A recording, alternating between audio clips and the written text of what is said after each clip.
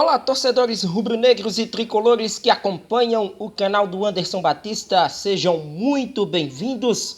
Vitória, podemos dizer que tranquila do Sport no Clássico das Multidões, sem tantos perigos até, sofridos pela equipe rubro-negra, uma formação altamente discutida pelo lado tricolor, e um Sport que fez o seu placar abrindo logo no comecinho da partida.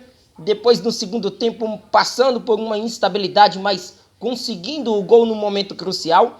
E a partir de agora a gente traz detalhes a respeito do clássico aqui dentro do nosso canal. O canal do futebol pernambucano, o canal do Anderson Batista. Se você ainda não é inscrito, se inscreva na nossa plataforma, ative o sino das notificações, deixe muito like nesse conteúdo, é importantíssimo para o YouTube recomendar para outros rubro-negros e tricolores que ainda não acompanham o nosso trabalho. E claro, compartilhe esse vídeo nas suas redes sociais. Verdade, minha gente, o Sport teve o domínio amplo do jogo, nitidamente que num aspecto técnico e físico, o Sport teve todo esse diferencial em relação à equipe do Santa Cruz, o que já era esperado até. Só que eu até dei uma tweetada durante a partida, e para quem não acompanha o Anderson Batista no Twitter, também pode seguir esse que vos fala lá nas redes sociais também, que a postura que o Sport estava adotando na primeira etapa se parecia muito com o que o Sport jogou na Arena de Pernambuco contra o Caruaru City. Um jogo, um domingo à tarde, onde esperava-se até uma goleada do Sport, 5, 6 gols, até mesmo pela diferença absurda entre as equipes naquele instante. E hoje no Clássico o Sport teve o controle do jogo, mas não estava conseguindo incomodar a equipe do Santa.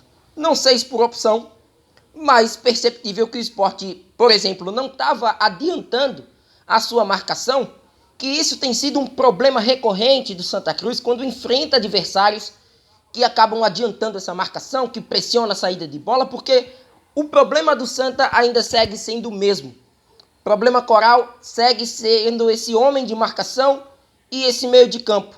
E a gente saindo um pouco do que produziu o Sport no primeiro tempo e que poderia ter produzido mais, mas já entrando no Santa, no jogo e na formação adotada pelo técnico Raniel Ribeiro, me chama a atenção, porque o Santa até então na temporada não tinha feito um jogo com 3 defensores. Eu, particularmente, não tinha visto ainda Iano, Alemão e Ítalo Melo juntos. Foi uma primeira vez. E o Santa, ao meu ver, também coloquei isso lá no meu Twitter ao longo da partida, que para mim o Santa matou algo que tinha funcionado na primeira etapa, naqueles primeiros minutos contra o Ferroviário.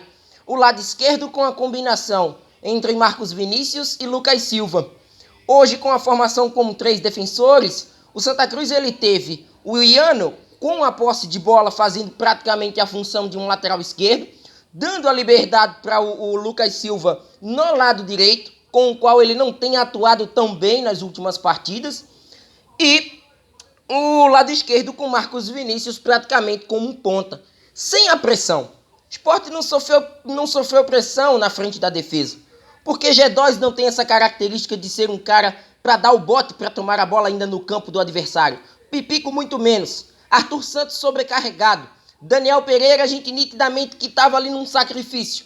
Até porque havia essa dúvida se ele jogaria ou não o clássico contra a equipe do Sport. E no fim das contas o Santa foi uma equipe inoperante. O Santa assistiu o Sport jogar na etapa inicial. Muito por conta da formação adotada por Raniel, que descaracterizou a sua equipe. Perceptível, não tem como você adotar uma formação diferente para o clássico se você até então na temporada não tenha utilizado. E ele acabou não utilizando em jogo algum. O porquê dessa inserção de 3 zagueiros, o Santa com muita gente num setor onde não precisava e um meio de campo volátil. Um meio de campo sem tanta pegada, que é onde o Sport constrói as suas principais investidas. E foi assim que saiu o primeiro gol. Um belo passe do Ronaldo. Ronaldo acaba achando ali no meio da defesa do Santa, um passe que corta as linhas do Santa. Acha o Jorginho coloca o Sport em vantagem. E quando se esperava que o Sport poderia fazer o segundo, o terceiro, o Sport não adota uma postura mais agressiva. O Sport é uma equipe que se precaveia um pouco mais diante de um adversário que também estava tendo muitos problemas. O Santa só veio ser perigoso na reta final do primeiro tempo e no começo do segundo. Na reta final do primeiro tempo, muito na base do abafa e muito também pela postura adotada pela equipe rubro-negra. E no segundo tempo, quando o Raniel Ribeiro percebe que a formação adotada no início não deu certo, quando ele praticamente coloca aí o Santa como a gente já está acostumado. Um Santa com Maranhão e Lucas Silva em campo, um Santa com Pipico por dentro. Só que ele não consegue extrair de Felipe Gedóis o melhor, porque Gedóis já está cansado. A gente sabe que ele atua muito bem no primeiro tempo, mas no segundo tempo ele não consegue manter a mesma pegada. E o Santa se perdeu nesse aspecto. O Sport foi dominante, fechou muito bem os espaços na marcação, principalmente nas investidas de cruzamento do Santa. A zaga esteve muito bem. Renan praticou apenas uma defesa só do goleiro Renan, que já foi no segundo tempo, naqueles 15 minutos iniciais onde o Sport não estava bem e o Santa estava melhor no jogo, com a formação, né, de costume da equipe do Raniel, com a qual o Santa já está habituado a estar em campo.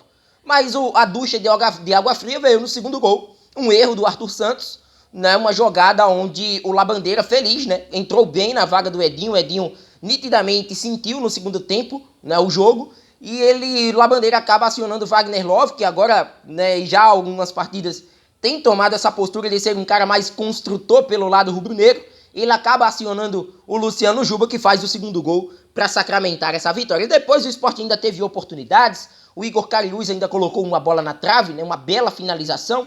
E acredito eu que se o Sport tivesse forçado um pouco mais, consequentemente o Sport teria saído com 3, 4 gols dentro desta partida, sem dúvida alguma. Mas foi uma equipe que se preservou um pouco mais. O Sport pelo menos passou essa impressão para o seu torcedor, conquistou os pontos que eram necessários dentro da partida e agora vai ter uma semana de descanso. Nitidamente os volantes, né, o belo passe do Ronaldo, mas depois acabou errando bastante dentro do jogo. O Sport mais uma vez tendo, né, aquela dupla Fabinho e Eduardo pelo lado direito, muito por conta, né, da vitalidade com a qual o Fabinho, embora não tenha gostado muito do primeiro tempo dele, né, mas ele tem essa polivalência em campo. Pode ser um volante, pode ser um lateral, né? Depende das circunstâncias, da maneira como o Sport estiver posicionado, se estiver se defendendo, se estiver atacando. Então é um cara importante para essa equipe, né? Embora não tenha feito grandes atuações assim como na temporada passada, mas de fato uma partida bem segura do Sport. Me mostrou isso e mostrou isso para o torcedor também. Para o Sport, uma liderança garantida praticamente. O Sport tem tudo para ser o primeiro, né, da fase de classificação do Pernambucano. Só se o Retrô vencer as 3, o Sport perder o seu último jogo contra o Central, ainda tem que tirar uma margem de gol significativa para chegar a essa liderança, a equipe da Fênix. Mas o Sport tem tudo para ser o primeiro colocado e, consequentemente, já garantir a sua vaga na próxima edição da Copa do Brasil. Né, que os estaduais agora são, né, os termômetros para quem vai disputar a próxima edição da competição nacional. No caso do Santa Cruz, a situação vai ficando complicada, porque o Santa agora tem 3 partidas, 2 do Arruda contra a Ibis e Central, termina contra o Belo Jardim, mas o Santa está na 9ª colocação. O Santa vai fazer 2 partidas diretas agora pela classificação à próxima fase, e eu nem estou levando em consideração a classificação à próxima fase mais. A minha preocupação agora com o Santa, né, diante do que a gente viu hoje, mas claro, num cenário bem atípico, porque o Santa dificilmente vai enfrentar adversários de uma tamanha exigência, né, como o Sport foi hoje, né, e nem teve tanto esse brilhantismo, mas nitidamente há uma diferença, né, uma discrepância entre as duas equipes, mas agora são testes de fogo. Testes contra equipes que querem chegar à fase seguinte do Pernambucano. Mas a preocupação real é o calendário para o ano que vem. O Santa está na 9ª posição, tem muitos clubes na frente do Santa Cruz. Ou o Santa Cruz faz um sprint final dessa fase de classificação do Pernambucano com mais consistência, conseguindo vitórias em casa, o que vai ser de suma importância para que o Santa Cruz consiga chegar a umas quartas de final e, consequentemente, brigar ali junto com o Retrô e com outras equipes intermediárias para pelo menos essa segunda vaga ali, a Série D de 24, ou vai ter que apostar tudo no Campeonato Brasileiro, porque o risco de ficar sem calendário para a temporada do ano que vem, ele é gigante. O Santa vai ter que buscar muito dentro dessas últimas 3 partidas, né, num cenário bem, assim, difícil, né, de ser digerido. Né? O Santa tem sequências duras de partidas. Né? O Sport só volta a campo agora fim de semana contra o próprio Santa Cruz. Santa ainda vai ao Independência, terça, enfrentar o América Mineiro, vai ter uma logística complicada,